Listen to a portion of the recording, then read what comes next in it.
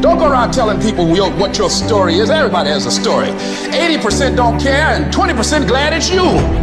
It doesn't matter about what happens to you. What matters is, what are you going to do about it? Easy choices, hard life. Hard choices, easy life. The hard choices, what we most fear doing, asking, saying, these are very often exactly what we most need to do. Are you interested in achieving these goals, or are you committed? It's not going to be easy. When you want to change, it's not easy. If it were in fact easy, everybody would do it. But if you're serious, you'll go all out. I suggest to you that if you are facing a challenge, don't stop. Stay busy. Work your plan.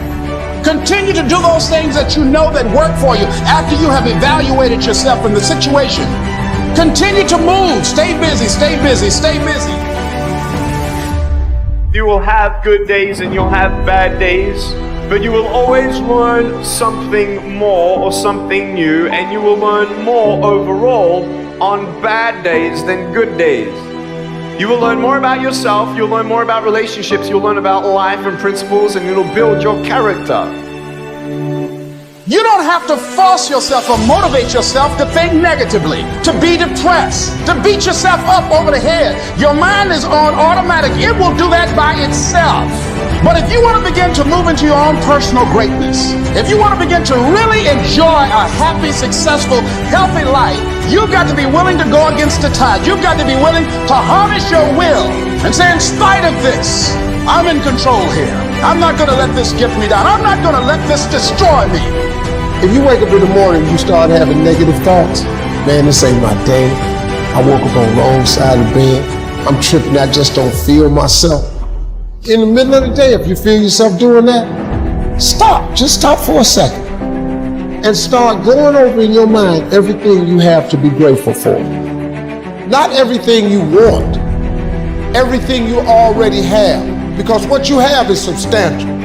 You just haven't gone over the list and taken inventory in a long time. But the fact that you can walk, that's a blessing.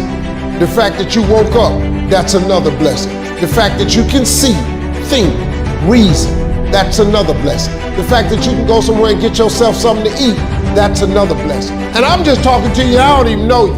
I could give you 50 things you ought to be grateful for right now. I don't even know you. Start coating your mind with gratitude. It'll change everything for you.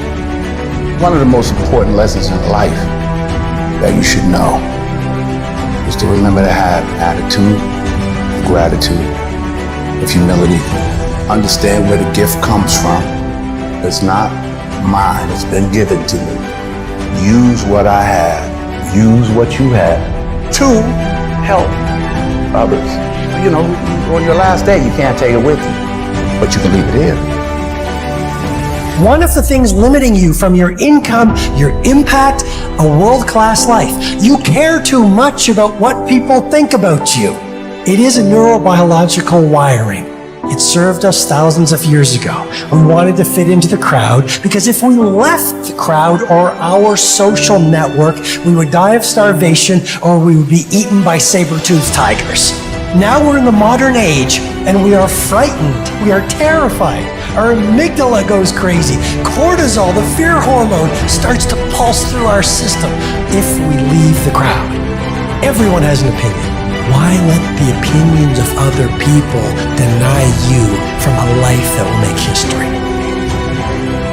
It's very important that you engage in an ongoing process to develop you. Spend more time on yourself than what you've been spending. Working on yourself, talking to yourself, overcoming the negative conversation, that inner dialogue that's going on all the time, even when you don't want it to be there. You can't stop yourself right now from thinking. You can't do it. And so learning how to empower yourself, part of doing that is standing up to yourself. You've got to stand up inside yourself sometimes and say, shut up! I was going to give a presentation, and this voice inside of me saying, you can't do this, you don't have everything it takes. Like, shut up! I'm behind on my bills and you're telling me what I can't do. I have got to do it. You'll get scared sometimes. Your mind will go blank on you. Some people you will allow to unnerve you. And you wonder, what's wrong with me? I'm not crazy. That's why you got to learn to make a conscious, deliberate, determined effort to stand up inside yourself, working on yourself, watching that inner dialogue. It will determine the quality of your life. Your mind says no. You just say, this is what we do. It's what we do now. Because to get to where you want to go, the amount of pain involved, the amount of mental pain, of how many times you're going to have to do something that you don't want to do to get to where you want to go. There's going to be more times you do something that you don't want to do than you are. But that's your new norm. And then once you do this over and over again, it becomes like breathing. I don't want to live this lifestyle, but to get to the other side of this, I have to. We have two primary choices in life. We can either accept conditions as they exist, or we can take the responsibility to change them. See, a lot of people want to exempt themselves from taking responsibility. All they want to do is talk about the problem. Every time you see them, they'll tell you their story over and over and over and over again. No. You want to take responsibility for your life. I got me here, I can get me out of this. And I'm getting out. I'm not going to be a volunteer victim. You see people who do big things and you automatically say, that guy's so lucky, she's so lucky. You don't know that. You're assuming that. Going to work every day for 20 years and grinding your ass off and then becoming a multimillionaire, that's not luck. That's action and reaction. Quit using the word luck, quit believing in luck, and start believing in work. Start believing in results that come from your actions. When that alarm clock goes off, there's at least 50% of the time where that soft little pillow is just caressing your head and you want to stay there. And it takes discipline to go, nope, I'm going to get up out of this bed and I'm going to do what I'm supposed to do. Everyone in the world has a list of things they think they should do. I should lose weight. I should work out. I should spend more time with my kids. I should work harder. I should make more calls. I should. And then you know what? People don't do their shoulds and they get mad at themselves and they what I call shit all over themselves. They beat themselves up about it. What changes people is when your should becomes a must. When suddenly the thing you said should happen has to happen. That's when human beings change.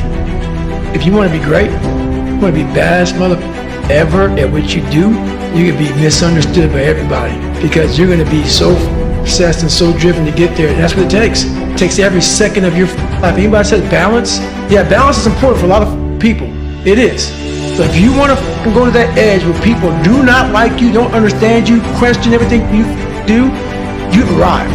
When people don't understand you anymore, you're in that spot of obsession and drive. Here's the truth. This is the reality. Nobody's going to believe in you until you've already done it. Nobody's going to come and celebrate with you until you've already done it. The work is going to come before the belief, which means you're going to have to work for a long time by yourself with no applause, with no awards, with nobody telling you good job. And then once you start to build something and people start to see the momentum and they start to see the result and you start doing some things, then you're going to get a little belief. And then what's going to happen is you're going to believe. And then what's going to happen? You're going to go do a little bit more work and a little bit more work. The results are going to come more. More people are going to believe. Nobody fucking believes in you because you haven't done anything yet. That's the reality. When you quit, your mind says, we're done. So it doesn't expand.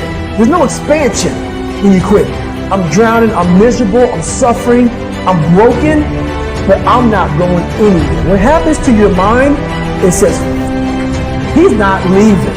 So we got to expand. We got to grow. We got to figure this thing out. So then these compartments in your brain, they have to work. And then you start to engage parts of your mind that you never engaged before. When you're in suffer mode and you say, I'm not going to quit. You're forcing your brain now to operate on a level it's not used to. But then it becomes used to it.